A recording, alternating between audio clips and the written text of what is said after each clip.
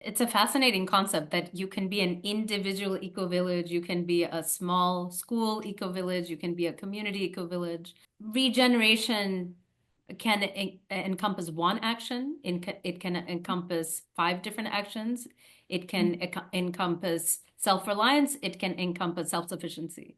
So, Mhm. are there criteria that Jen uses to I don't want to say accept because then it implies exclusion also, but are there certain minimal, I don't know, requirements or conditions that you must meet in order to be a part of this regenerative movement? Or is it just aspirational? I think it's one is what I said, it's a consciousness to be a change maker, to bring in a future, social transformation, ecological transformation. But we do have our 32 principles from the map of regeneration. And anybody who comes in is guided to go through some of our learning programs to attune themselves to how we look at regeneration. So we have these 5 dimensions, we have these 32 principles. So at an individual level, for example, Kakoli says, I'm really excited to learn about Jen. How can I contribute? Right? So the individual journey really begins with inner questioning and the inner regeneration, because you have to be in community with your inner self before you can build community outside. And from there, you can expand into different layers and levels depending on your skill sets, what inspires you, what aspiration do you have, what kind of community do you want to build, what projects you want to build. And then from there, the network will connect you to people who have done similar work, and then you can collaborate with them, you can learn from them, you can also teach them. So it's a very organic way of developing. It's a very decentralized, distributed network. It works like nature. Our aspiration is there's no one authority. It's very open source. Come learn, join the movement. As long as you're moving, creating change, creating good, creating these I would say frequencies of sometimes they Ross Jackson used to say these are the islands of the future. There are small pockets that will shift big things. And yeah, So speaking of islands and small pockets, yeah, where does Jen and your work in general fit yeah. into changing the global system of extractivism that is imposed on us? How do you see this actually transforming the majority of the way in which corporations and governments are acting nowadays? So I think for Jen's global work, we have 30 years of having dialogue and conversation and showing experiments of change, which is in our data, which people can tap into and learn from. We are not a resistance movement, and we are not here to say our way is the best way. We're here to say we are experimenting with different ways. Each community has their own purpose and aspiration of creating change in their local areas. And for me personally, I think when I look at Jen, I'm looking at this eternal time scale, right? So to just be here, to have this conversation, to think, dream up a project, execute it in small ways, and then see it ripple out. Because extractivism and everything we've done to the earth has taken a long amount of time. So for me, the satisfaction and the gratitude lies in at least this work is happening in parallel. And I do agree that the scale is not enough, just the way in other systems, when an idea is birthed, the scale happens, right? Because there's a larger aspiration of either power or money. While in community, aspirations are different. So scale is also slow. And because in nature, the time works in a different way. So if you're mapping yourself on nature, then you cannot scale in a mainstream economic model way.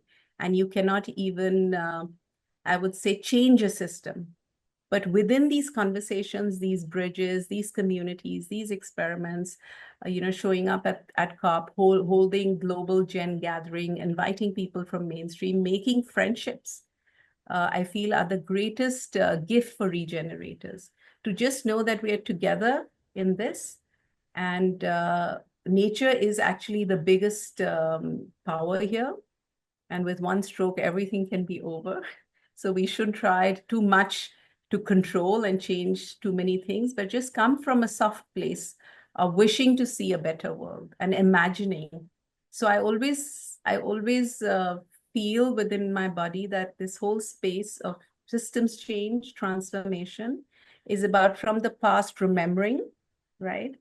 And then in the present moment, you and I sitting here having this conversation, being positive, doing the right thing, showing up for goodness, being there for each other.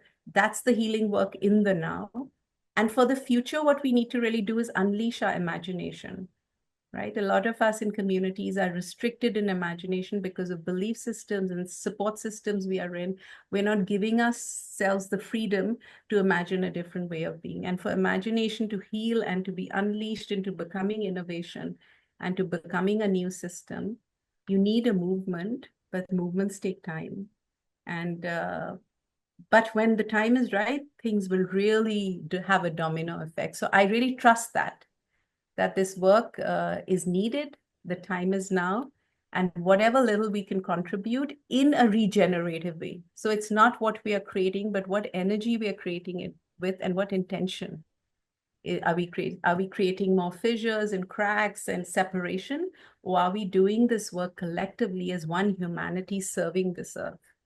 And where that is possible, whatever little is possible is really big. It's interesting because many of us go to schools in which the education system itself is extractivist, and we're taught words and terms that go along with this now, unfortunately, mainstream way of living and extracting. And I'll define extractivism as essentially when you exploit human and ecological resources without replenishing them. So that's the Mm, way we yeah. think about extractivism. And even the words that we use when we're trying to live in new ways that are not extractivist, we have to create new words or reimagine the way we use words. And the reason I'm talking a little bit about semantics is even the word scaling, right? Because you were using it, I think I may have used it. That actually doesn't apply to decentralized systems, right? The whole concept of a decentralized of decentralized ways, of diverse ways of doing things, is that it cannot be scaled or it should not be scaled, right? Because you're trying to custom build, custom create specific solutions that Yeah. work for that community, for that ecological niche. And so to transform the system that we live in, I kind of see it, and in my previous discussions with you, you've used the word mycelium quite a bit, which I would love for you to use again and explain to us what that is.